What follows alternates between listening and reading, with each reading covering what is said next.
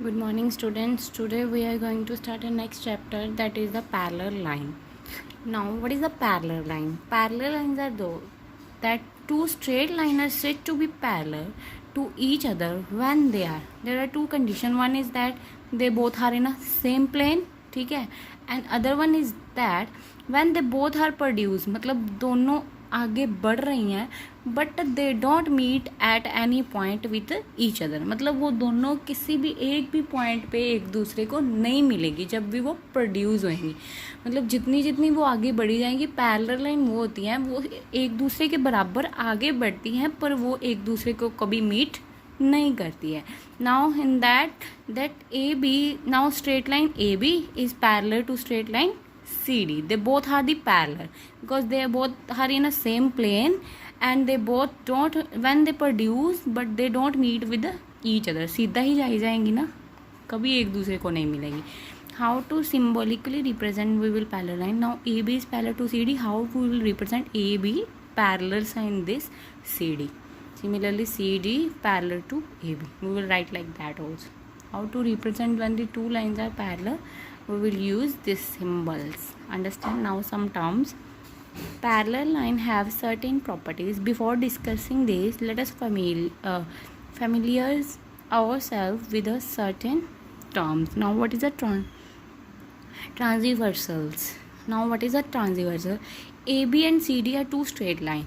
This is a AB and this is a CD. They both are the straight line. Don't say that parallel line. They both are straight line. Let a third straight line, we will take a third straight line like EF, this one. This intersect AB and CD, मतलब ये दोनों को cut कर रही है, intersect कर रही है, ये इसको कट कर रही है, हमने उस जिस पॉइंट पे कट कर दिया उसको नाम दे दिया L और इस CD को जिस पॉइंट पे कट कर रही है उसको नाम दे दिया M, ठीक है।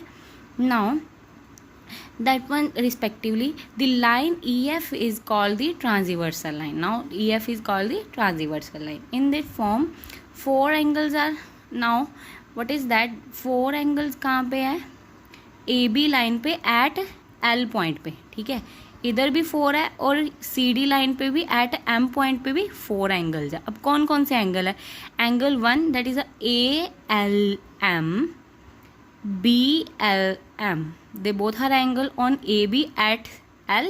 Similarly ALE, BLE, ठीक है, that are also angles, ठीक है। now CD at M, there are also four angles that are CMF,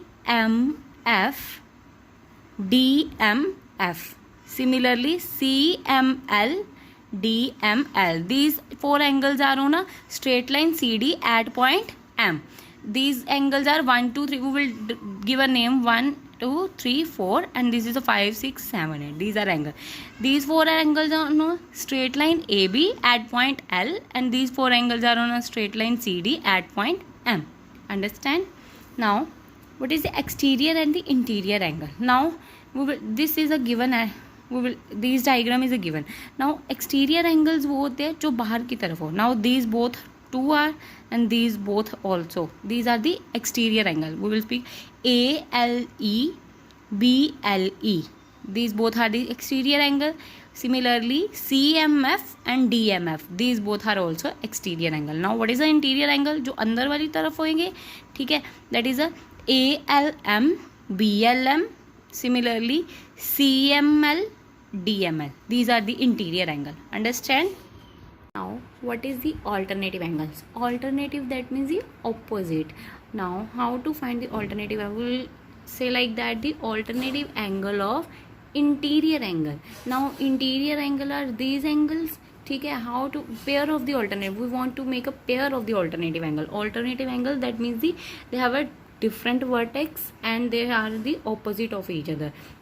Now in that one angle is and pair बनाने हैं alternative angle के, one angles and 1 and 2, they both are the on the opposite sides of the transversals and they have both have a different vertex like this one. This is on L and this is on M. They both are the alternative angle, pair of the alternative angle, and second one is the 2 and 8. They both are the also alternative angle. Understand?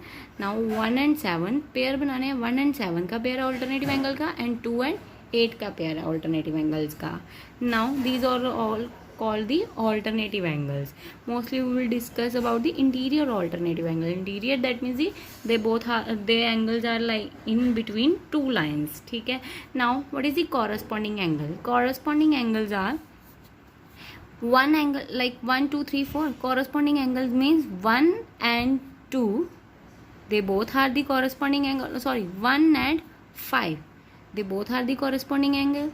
2 and 6, 4 and 8, 3 and 7, these all angles are the corresponding angles. एक दूसरे के correspond जो है वो कौन से है? 1 corresponding to 5 pair बनाने हैं, 4 8, 2 6, 3 and 7, these all are the corresponding angles. Understand? Now properties of the parallel line. First one is, if a transversal intersects two parallel line, this is a transversal which intersect two parallel line, then each pair of the corresponding angle. Corresponding angle we already discussed. What is the corresponding angles? They are equal. Now this is a property that when the transversal intersect two parallel line, then the each pair of the corresponding angles are equal. How? देखो, now the angle corresponding angles are 3 and 4 7, 2 and 6. अब देखो, जब इसको ऐसे move किया है, angle की बात कर रहे हैं, DML, ये सेम इसकी किसकी इक्वल आएगा? BLM के. जब आप देखोगे, देखने में भी लग रहा है कि इन दोनों की एंगल सेम होंगे. सिमिलरली अगर 8 एंगल की बात कर रहे हैं, CML एंड ALM, देखो ये दोनों एंगल भी सेम है, मतलब जब भी है, ठीक है. दैट मीन्स ये 4 and 8 आर इक्वल. Corresponding angles are always equal. अगर हम ट्रांसवर्सल को मूव करते हैं, अब ये इस वाली साइड है, अगर इस साइड लेके जाते हैं तब भी ट्रांसवर्सल एंगल तो वही रहेंगे. अब देखो, जो ये वाला एंगल है वो किसके इक्वल होएगा? जो 8 वाला 4 के इक्वल होएगा, जो कॉरस्पॉन्डिंग एंगल. सिमिलरली 3 वाला किसके इक्वल होगा? 7 वाले की इक्वल होगा. मतलब सेम एंगल्स होते हैं. That means they corresponding angles are and transversal intersect two parallel and then the corresponding angles are equal. इस प्रॉपर्टीज़ को आप अच्छे से मतलब समझोगे तभी आपके सम सारे सॉल्व होंगे. Next one, if transversal intersect two parallel line then each pair of alternative angles are always equal.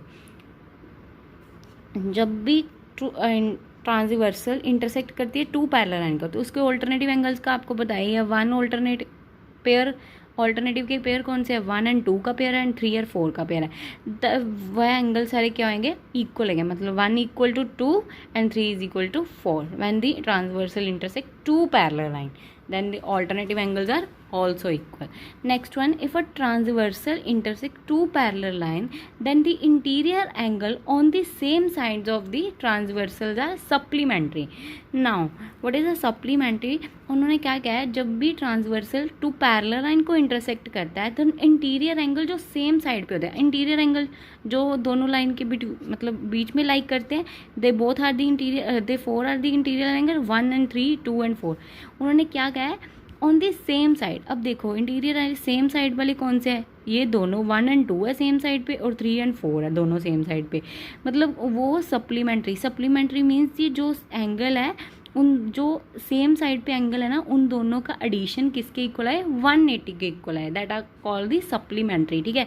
अब क्या बोल रहा है? When the transversal intersect two parallel line then the interior angle on the same side of the transversal, same side 1 and 2, that means 1 plus 2 is equal to 180. Similarly 3 plus 4 is equal to 180. Supplementary.